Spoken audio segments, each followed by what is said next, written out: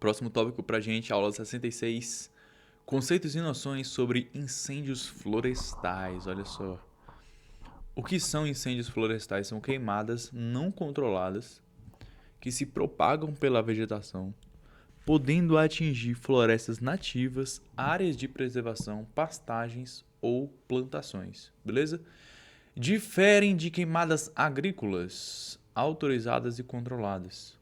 Podem ser naturais, raios em vegetação adaptadas ao fogo, ou, na maioria dos casos, que é o que acontece, tem causa antrópica, acidental ou criminosa.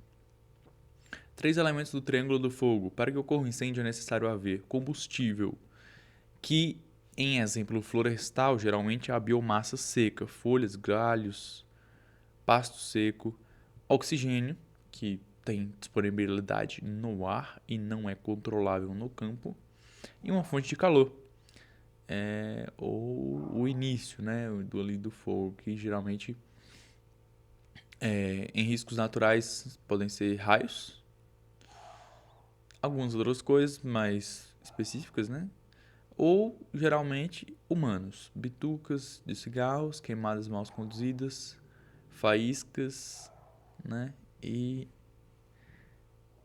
e fogo mesmo. E fogo mesmo.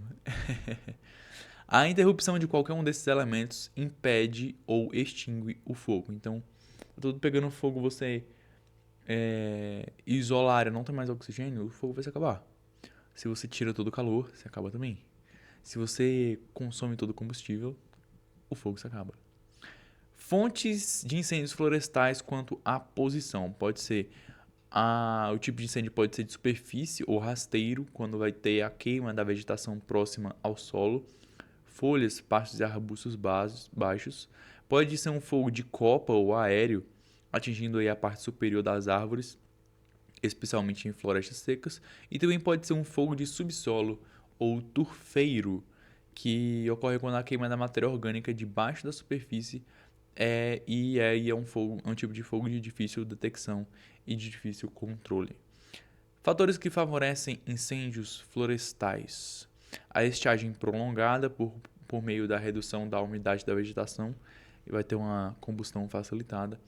A épocas de alta temperatura, onde vai aumentar a evaporação e o risco de ignição espontânea, né, principalmente aqui no Cerrado, esse fenômeno da ignição espontânea.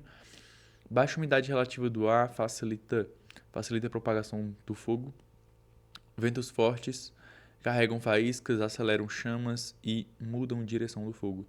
E também a topografia, por exemplo, um relevo acidentado, o fogo sobe morros mais rápido, dificultando também o combate. Beleza? Causas comuns dos incêndios: 90% dos casos é antrópica. Queimadas mal conduzidas, fogueiras, cigarros e vandalismo, né?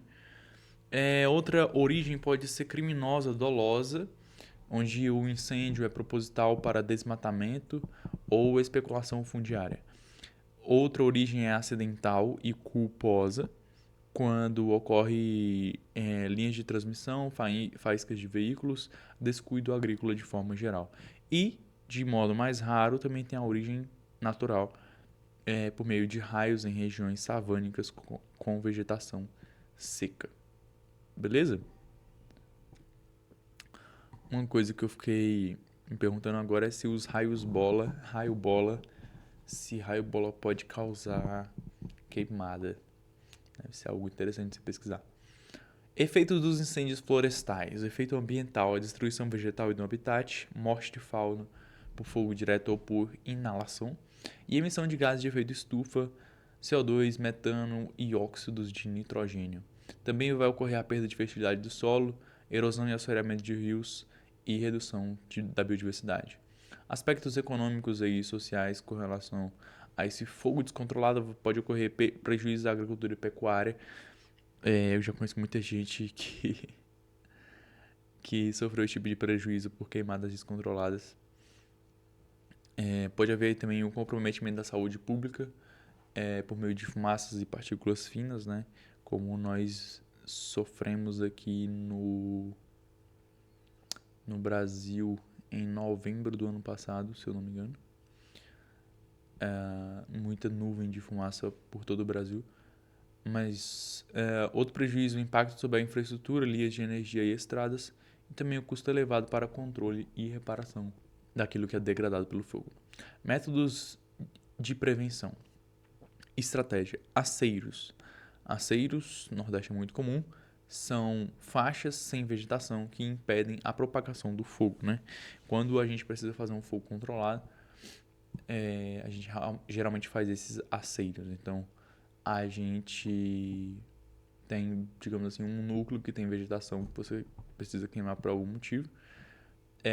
E aí você vai tirar toda faixa de vegetação ou de folhas secas ou de mato seco ao redor daquele núcleo para você conseguir colocar fogo ali com a segurança de que ele não vai passar para o outro lado. Outras estratégias mais indiretas é a educação ambiental rural, com a redução de práticas perigosas, né, incentivando a redução do uso do fogo.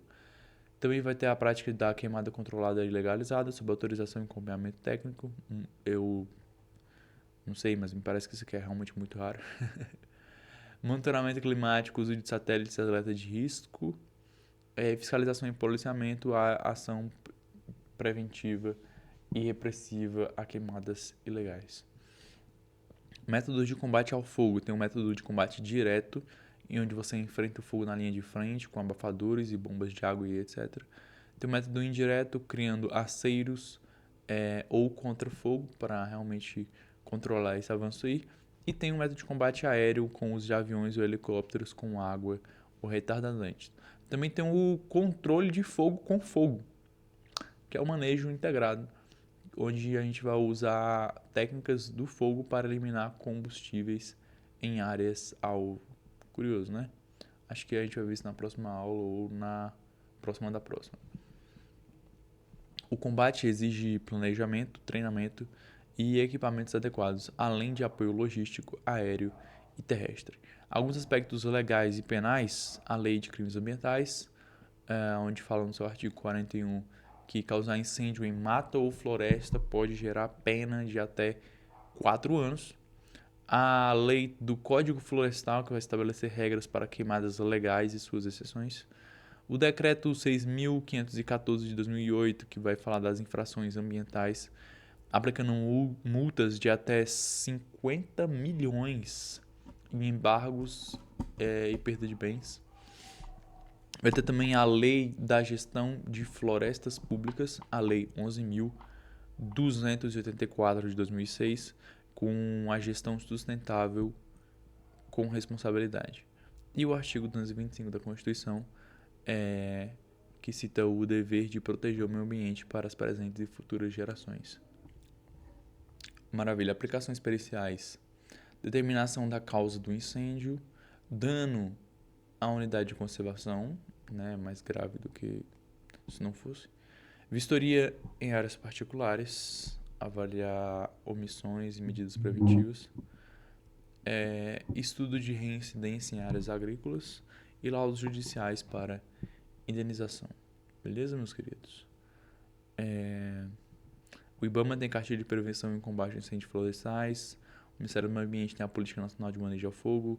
O INPE tem a cartilha de queimadas e incêndios florestais também. A Embrapa, uso do fogo na agricultura e alternativas sustentáveis. A Lei de Crimes Ambientais, Protocolo de Qualidade do Ar, Impactos por Fumaça. É isso.